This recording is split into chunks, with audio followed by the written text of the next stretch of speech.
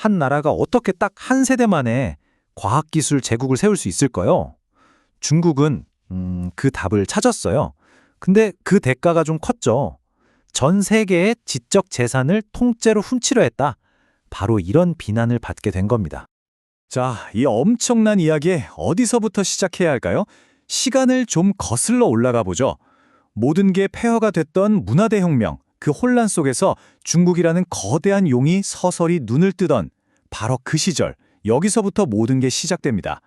이 말, 검은 고양이든 흰 고양이든 쥐만 잘 잡으면 된다. 이게 그냥 속담이 아니었어요.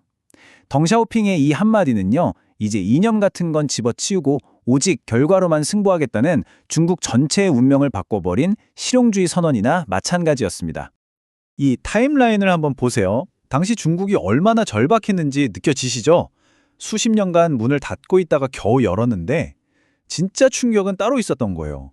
바로 미국의 스타워즈 계획. 이걸 보고 깨달은 거죠. 우리가 이 정도로 뒤처졌구나. 이건 그냥 따라가는 수준이 아니라 완전히 퀀텀 점프를 해야겠구나 하고 말이죠. 아니, 그럼 이 어마어마한 기술 격차를 대체 어떻게 따라잡죠? 인재가 없으면? 간단합니다. 처음부터 만들어내면 되죠. 중국은 말 그대로 인재 엔진을 만들기 시작하는데요. 내부에서부터 거인을 키워내는 아주 거대한 두 가지 프로젝트를 동시에 시작합니다. 그 첫 번째가 바로 가오카오. 우리로 치면 수능인데 이걸 부활시킨 겁니다. 근데요, 경쟁률이 정말 상상을 초월해요. 570만 명. 보이시죠? 이 어마어마한 수의 학생들이 단 27만 개 다리를 놓고 싸운 겁니다. 합격률이 5%도 안 됐어요. 이건 시험이 아니라 전쟁이었죠. 그리고 두 번째 카드가 바로 863 계획입니다. 이게 그냥 연구비 좀 주는 그런 차원이 아니에요. 핵심 기술만큼은 누구에게도 손 벌리지 않겠다. 이런 국가적인 선포였던 거죠. 초기 예산만 보세요. 1,000억 위안. 당시 국가 예산의 어마어마한 부분을 여기에 그냥 쏟아부은 겁니다. 말 그대로 나라의 운명을 건 도박이었어요. 그런데 문제가 있었어요. 아시다시피 인재를 키우는 건 시간이 엄청 걸리잖아요. 근데 기술 격차는 지금 당장 줄여야 하거든요. 장기 계획만 쳐다보고 있을 순 없었던 거죠. 중국에게는. 일종의 치트키, 지름길이 필요했습니다. 자, 국내에서 키우는 걸로는 성에 안 찬다. 그럼 어떻게 할까요? 답은 아주 간단했습니다. 밖에서 데려오면 되죠. 이제 중국은 국경을 넘어서 전 세계 최고 두뇌들을 그냥 진공청소기처럼 빨아들이는 거대한 인재 블랙홀이 되기로 합니다. 그리고 여기서 바로 그 유명한 논란의 중심에 선 천인 계획이 등장합니다. 영어로는 Thousand Talents Program, TTP라고 하죠. 목표는 아주 명확했어요. 전 세계 최고 전문가들을 중국으로 싹 데려와서 우리 기술 혁신의 부스터를 달겠다. 바로 이거였습니다.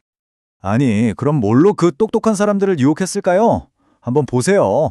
이건 거부할 수가 없는 제안입니다.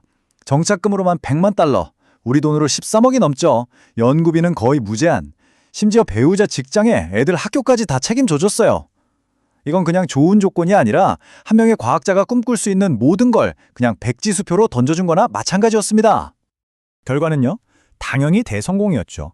불과 10년 만에 7,000명이 넘는 세계적인 석학들이 중국행을 택했습니다. 서구 입장에선 정말 빛을 노리셨겠죠. 최고의 인재들이 순식간에 사라지는 인재 블랙홀이 떡하니 생겨버렸으니까요. 이때부터 위기감이 최고조에 달하기 시작합니다. 하지만 이 눈부신 성공 뒤에는 아주 시커먼 그림자가 있었습니다. 서방 세계는 이걸 더 이상 순수한 인재 영입으로 보지 않았어요. 그들 눈에는 이게 점점 조직적인 스파이 활동으로 보이기 시작한 거죠. 인재 영입과 기술 탈취, 그 경계선이 완전히 무너지기 시작합니다. 결국 문제의 핵심은 바로 이겁니다.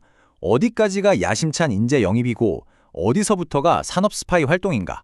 이게 애매했던 게 영입된 과학자들 대부분이 원래 있던 서구 대학이나 연구소 직함을 그대로 유지하면서 중국을 위해 일했거든요.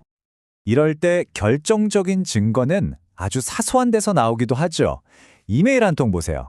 내가 천인 계획 멤버인 거 여기선 아무도 몰라. 이거 알려주면 내 인생 끝장이야. 아칸소 대학의 사이먼 앙 교수가 보낸 이 짧은 이메일이 나중에 FBI 손에 들어가면서 그야말로 빼도 박도 못하는 증거가 되어버립니다. 결국 안 교수는 천인계획 참여 사실을 숨기고 심지어 나사 지원에 받은 기술까지 중국에 넘긴 혐의로 유죄 판결을 받게 됩니다. 근데요, 이게 그냥 한 사람의 일탈로 끝났을까요? 전혀요. 이건 빙산의 일각이었습니다. 실제로 당시 FBI 국장이 내놓은 수치는 정말 충격적입니다. 지난 10년간 중국과 관련된 산업 스파이 사건 수사가 무려 1300%나 늘었다는 거예요. FBI가 처리하는 방첩 사건의 거의 절반이 중국 관련 사건이라는 거죠. 이건 뭐 거의 전쟁 수준이었던 겁니다. 이렇게 전 세계적인 압박이 들어오니까 중국도 더 이상은 안 되겠다 싶었겠죠. 전술을 바꿉니다. 정면으로 맞서는 대신 아예 프로그램을 통째로 대중의 시야에서 사라지게 만들기로 한 거죠. 천인계획은 이제 이름과 모습을 바꾸고 깊은 물밑으로 잠수하기 시작합니다. 2018년부터 정말 기묘한 일이 벌어지기 시작해요. 인터넷에서 천인계획이라는 단어가 그냥 증발해버립니다. 공식 웹사이트는 물론이고 관련 기사까지 싹 다 삭제되고 정부에선 아예 이 단어를 언급하지 말라는 지침까지 내리죠. 마치 처음부터 없었던 프로그램처럼요. 그럼 프로그램이 진짜 없어진 걸까요? 천만에요. 그냥 지하로 숨어들었을 뿐입니다. 치밍 프로그램처럼 완전히 새로운 이름으로 위장하고 참가자들한테는 철저한 비밀유지 계약서까지 쓰게 했어요. 그리고는 더 은밀하게 반도체 같은 훨씬 더 민감한 기술 분야에 집중하기 시작했죠. 그리고 현재 중국의 전략은 또 한 단계 진화했습니다. 단순히 해외 인재를 데려오는 수준을 넘어서요. 아예 과학기술이랑 국가 전략을 하나로 묶어버리는 새로운 개념의 과학 장군들을 키워내고 있습니다. 이게 바로 중국의 다음 단계입니다.